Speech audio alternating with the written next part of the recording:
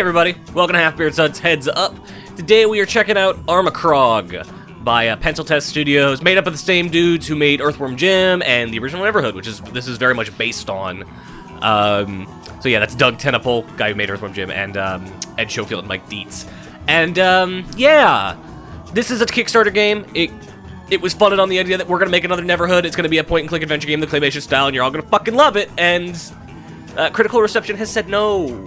And player reception has generally said no to those things, to that general opinion.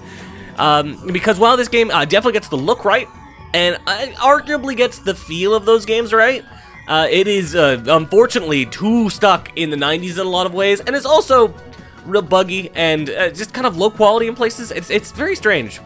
So yeah, Armikrog. Let's just get into it. I've played like a bit of this, like 90 minutes, enough to know that there's issues here. But at the very least, it starts off with this awesome theme song, where it tells you the story of the game, and screams the name of the game at you, repeatedly. Which, you know what, I'm into it. It gives me a very 90s Nickelodeon vibe. I'm down for that. We'll get into the actual issues of this game very soon. I like it. It's a good way to do your story. Just get it all out in the theme song at the start. 90s cartoons did it. I don't see why more games can't do this. I think every game needs a theme song that describes the story. You would get rid of so much crappy intro levels that way. You wouldn't have to do them. We now know what's going on. There was aliens. Their planet's gonna die. They need stupidly named plutonium called plutonium. They sent out some astronauts. 2 of them are dead, so we're gonna play as the remaining one. Bam. Story done. Exposition dealt with. We know he's got a dog. It's named Beep Beak.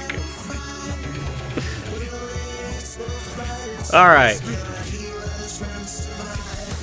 Yeah. They crashed a meteor and then they crashed on the planet. Such is what happens. And then I think we transfer into what the game looks like for the rest of the game, which is claymation! Really nice looking claymation! Which, you know what? This is an art style I have an extreme appreciation for. It's incredibly hard to do. It requires, you know, finesse, like practical physical finesse.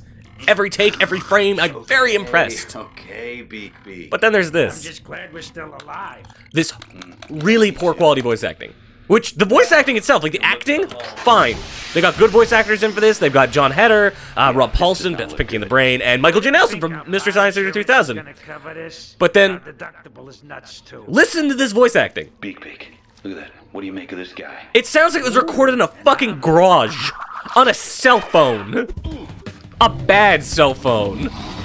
Like a flip phone. Like, what the shit, man? You had $1 million and you had, like, decent voice talent. You had a top tier, well, not top tier, but, you know, fairly high tier voice talent. I'm not gonna say people really care about Michael Nelson anymore. I do, but, you know, let's be honest. But come on, he can do good voice acting. I've heard him do it before, and he's doing it here. Why record them over a terrible microphone you bought at the source for $5? In a trash can. Why does the recording environment sound so terrible? It really takes me out of the great animation that's going on. Because ironically, it sounds like someone dubbing it. Work, little wing buddy. Hey, that's what I'm here for. Oh. Offensive to my ears. Looks good enough for me. Let's go in. It's not as bad when they're in gameplay, thankfully. It's just, it's the cutscenes that it's really bad in. So yeah, that's an issue. But at the very least in that scene, we got to see a lot of Beak and Tommy talking. For as much as I was talking over it, they got a good little back and forth when they talk. You know, he's rather, you know, calm and pragmatic. Beak's a little more, you know, kind of old school in your face, like, I gotta go do things. They got a fun little back and forth. Unfortunately, you never get to hear that back and forth, because now we're in the actual game, and it is a very traditional point-and-click adventure game. You click on things, you click on other things. You don't even have inventory. I can't even, like, that thing I just put in my chest space. I can't go look at my chest space and say, oh, look at all this stuff in my chest space. No, I just gotta remember I got that handle, which I think that's a real problem. What else was I gonna say? Yeah, so that's an issue. There's also, like, no interact thing. Like, if I put my cursor over this so we know this is the thing that we can interact with, no, the cursor doesn't change, nothing like that. I can't hold tab or alt or shift and, hey, see a bunch of sparkles around the screen and say, oh, this is something you can click on. It doesn't have any of that, which is a real problem. I know some people are like, oh, that's how it's supposed to be. That's how old school adventure games are. And you're right, but that was the shit that made old school adventure games untenable. So, yeah, come on now. Please, put a little something in there. Just a little something for me. Just, like, you know, just have the cursor change. And especially it needed in this game because, you know, in the old Neverhood, even though I didn't play it, I've seen screenshots. That's a game, you know, old school adventure game. The way the engine worked, this door here, like this area here, it would stick out. You'd be able to see it against the background because while all this stuff would be, you know, clay modeled, there would be hints that this is a pixel object that you're clicking on. In this, you know, everything's clay. It all looks beautiful, and more importantly, it all looks cohesive. So picking out what is an interactable object and what is not from this stuff, really hard. We know this guy works because he's an entirely different texture, but like this thing here, that could be a nice background decoration, right? Oh wait, no it's not. It's the hit thing. I knew you'd come. Yeah. You've traveled far, yet your true journey begins through the exit unseen. So we're gonna push this guy now. And then the other thing that's really bad about the gameplay here Now that looks important. is that there's really bad player telegraphing. So what are Tommyknot's mechanics aside from pointing and clicking on things? We don't get to shove stuff in his stomach because we saw him do it earlier. I'm gonna assume he can push a button. Yeah, he can push a button. How am I gonna get in this door? Tommyknot can't go in this door. Well, I bet I gotta get Beak to go in that door. Well, how do I do that? How do I command Beak? Any of the buttons on this keyboard work for it? No, I can tell you right now they don't. I gotta click on Beak, and that makes me be him. I know it seems pretty simple, but it's the sort of thing where if you don't think you can do that, if you don't have no clue that that's something Tommyknot can do, that he can click on Beak and then become Beak, it is impossible to figure out. Because you will sit there scratching your head for a fucking while, being like, huh, I think I've done everything I can, but I don't know, and there's no real good way to test it out. It's kind of a problem. Anyways, yeah, that bugs me. It bugs me a lot. The fact that there's not a lot of just player telegraphing to tell you, hey, these are your abilities. I'm not asking for the game to give me all the solutions. I don't need it to tell me everything. But I do want to know the basics of what I can do. What are my abilities as a player? It doesn't like to tell me those things, and that's a real issue. Anyways, this is Beak vision we saw there. He sees, I guess I assume this is how a dog sees. Not really, but whatever. And we got a handle. We picked up a handle from the weird Netherverse. Go bring that back to Tommy. And go complete these point-and-click adventure game puzzles. The other thing you'll notice is that, now that we're back in this, like, now that we're in the actual gameplay, there's not a lot of talking. Beak will say something when you walk into a room for the first time. Something real brief, like, oh, this is a room. And then not really say anything else. Like, there's no... a mechanic that was in old school adventure games that just isn't in this one, really weirdly, is the ability to, like, right-click on something and have your character spout out a little bit of dialogue. Be like, the look command. Be like, oh, that's a guy. Look at that guy. He's got a stupid mustache. Something like that. To either tell you that, oh, here's a little joke, so you know this isn't important. They're just making a little joke about it. Or, more realistically, to give you some ideas to whether that thing is useful and how you might use it. To click on this guy and have it go, oh man, look at that fuzzy guy sure looks big, but he's got weird foot things. I bet I could push him. Something along those lines. There's a number of things you could do with the dialogue to give the player some hints, to help them, move forward a little bit. And more importantly, to give these characters some actual fucking character. Because aside from that opening cutscene and their visual designs, you don't really get much with them. These guys look like they have personality, and from what I've seen, they do have personality, but you never get to see that personality because they're dead silent the entire fucking time. It's a real bummer. Anyways, completing puzzles, going up on these tentacles. This is another thing. So, I went up there, and you would be forgiven for thinking, oh, this is the only room. This is it. This is where this goes. Smells like No. bacon in here. How hard would it be to put an arrow there, or have the cursor transform into an arrow to be like, hey, you can keep going up. I can keep going up. That's not telling me that I can keep going up. Like, it's a bummer. It's a real bummer.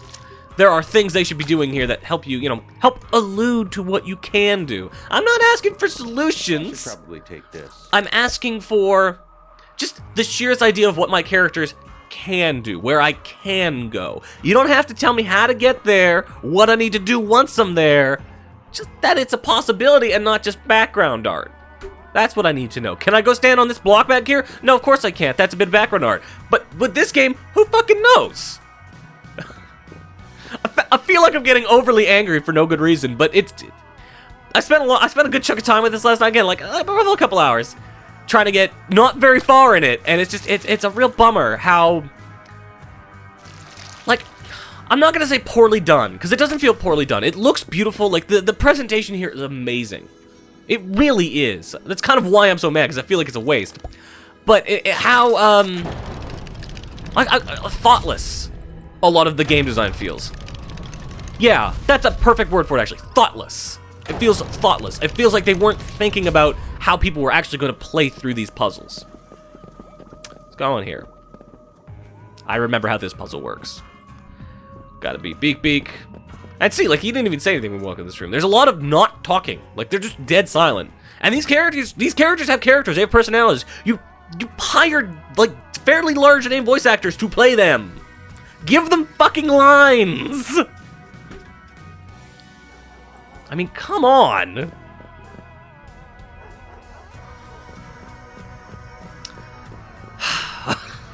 Just, god damn it. Anyways, moving on. Doing another Beak room. And this is a weird thing, so now we can go talk to this thing. And he'll give us, this octopus will give us a story in an alien language. We can't hear this right now, but if we go do another puzzle, we can hear it in English. I'm not gonna watch all this, because, you know, it's not necessary. Also, we see another one of these things, and that's important. That's the solution for another puzzle, which we'll go show in a second. So we get that weird little face, and we saw swords earlier. And we're gonna go brute force a puzzle. Because that's what I do. It's what I'm good at. Walking way down here. Bop. And I'll hack it out. Yep, there you go. Tommy's gonna pick that up.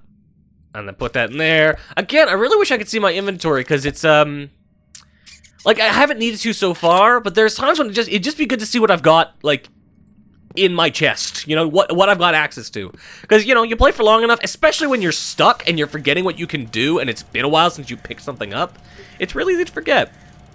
Anyways, we've turned power on. Let's get out of here. Let's go do that, the puzzle that I was getting those pictures for, that I skipped in this room down here.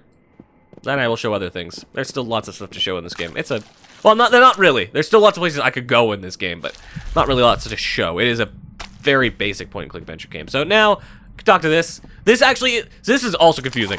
Greetings, friend. Aside from just the fact that it's Abraham Lincoln. He gives us this hint. And you're like, oh, a button and then 3 arrows. And then you give me some clicks. I bet I need to use that for this. No.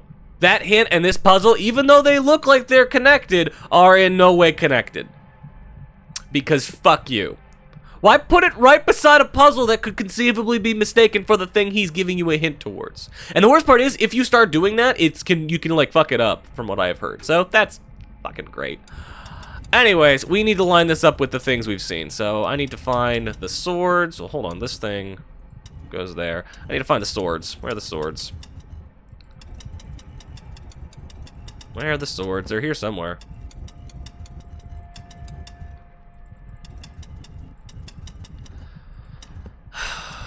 Let's see. Where are the swords? I need a sword. There they are. Hold on. Move those over like that. Move that there. Where is the...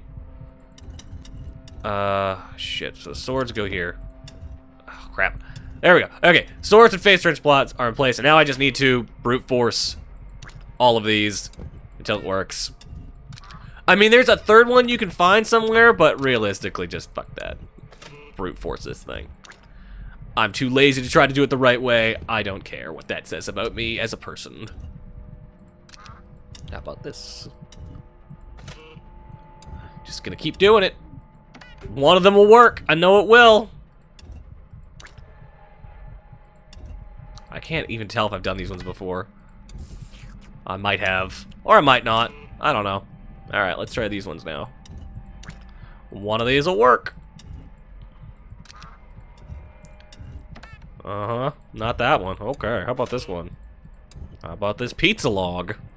Not the pizza log. How about man in hat? Is it man in hat? Not man in hat. How about angry face? Is it angry face? Not angry face. How about tank treads? Not tank treads. I feel like I've missed one. I feel like I haven't done that one. Let's try that one. Nope, not that one. So this is fun. This is very enjoyable. Nope. How about that? I know I've got these in the right spot.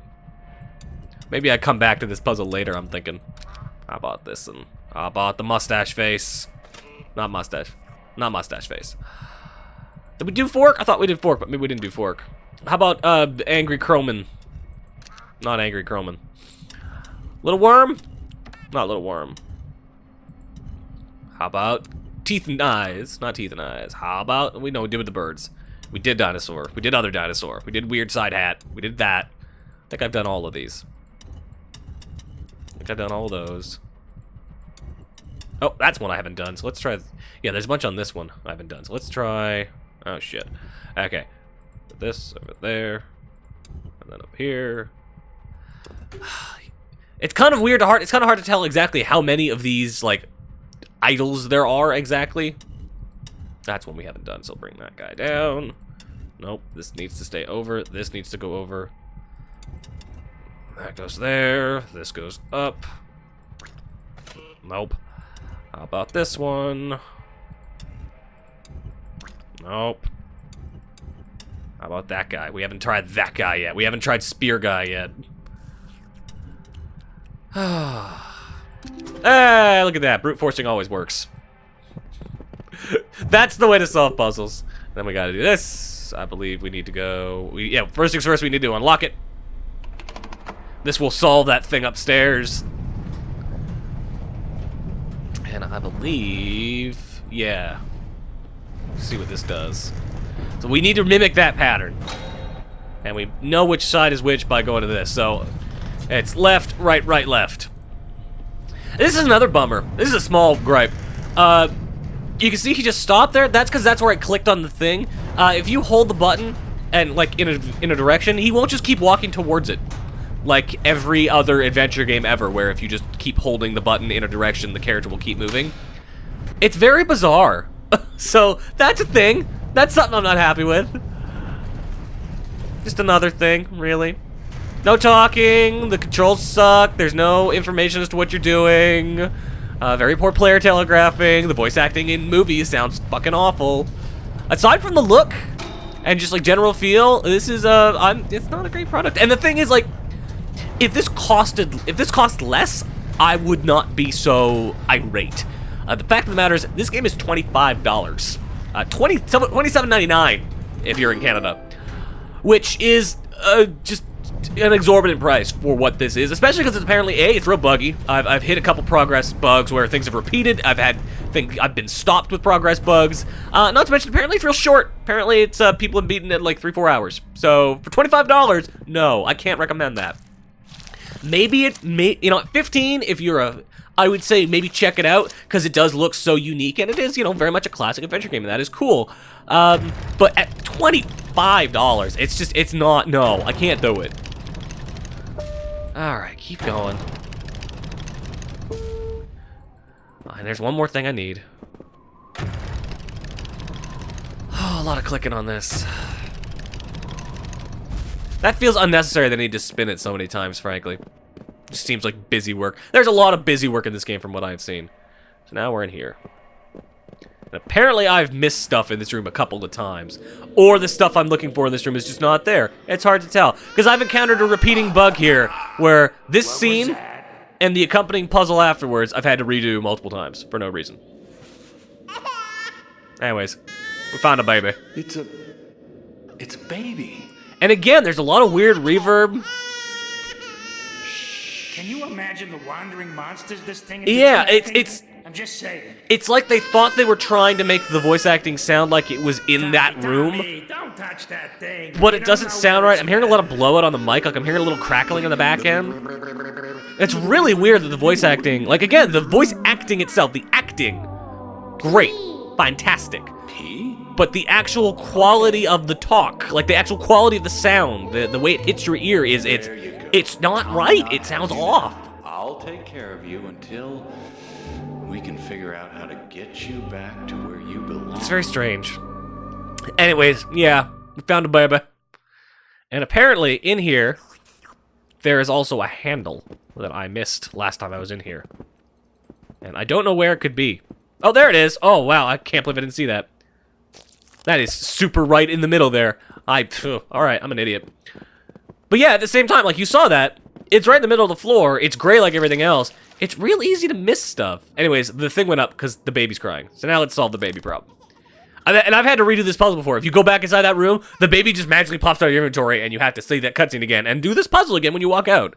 And this puzzle is thankfully easy to solve. It goes like this, and it goes like this, and it goes like this. And the trick basically is just make sure that none of the things pop off as you make the song play, which is the song that was playing in the last room. Which, admittedly, the soundtrack's pretty good. It's done by Terry Scott Taylor. I don't know who that is, but apparently he's a big deal. I don't know. Regardless, soundtrack's pretty good. It is also available, not included, unfortunately. It's an extra $10, which, yeah, don't get me started on that. We've already talked about how I don't think there's the value proposition here is good, making the soundtrack an extra like $10, not helping. So yeah, that's a thing. Again, I want to like this game a lot because, like, visually, yeah, it's doing what I want it to do, and I think like there's definitely there's stuff to the story. As much as the characters don't talk nearly as much as they should, as we've talked about. The actual, you know, the writing of the story does seem interesting. It seems like an interesting world. And the characters, when they do talk and do have banter, it's good banter. The voice acting is good. Like, the voice acting is good. The quality of the sound recording is terrible, but the voice acting is good. And, like, visually, this game's amazing. It's got all the things I want. The claymation stuff that's so hard to do that nobody does it anymore, and it's great. But, man, you know, what happened? What the fuck happened? That was interesting. Anyways, we got a gem. We need a bunch more of those. We're gonna get those later though. Let's I think we gotta rotate this thing some more back to the spirally thing, because we need it for upstairs. I don't know if we went and looked at it, but there's a weird boat thing we gotta go jump in. Which, this is as far as I've been, because I was never able to find that handle before, because it blends really well into the floor with all the other detritus. And I actually think it might not have appeared on my playthrough. I'd have to go back and check. But yeah. So this is where I have not seen it farther past this. So we'll probably stop soon because A, I also know this is apparently a lot into the game at this point because the game is not that long. But yeah. Yeah. My blood pressure's getting a little high, let's just say that. Go on this thing. Yep. Now I can jump in this, finally. Whoa, yeah, this is great. You couldn't have a little bit more dialogue there? Anything? Fucking anything? Oh, wow. I've got to keep holding it. That's not good at all. Alright. Are you kidding me? Look, I clicked here. This should signal that I want to leave the screen, not hang out right here. Like, come on now. Come on now. Yeah, I'm done with this. This is Armikrog. It's on Steam now. It's $25.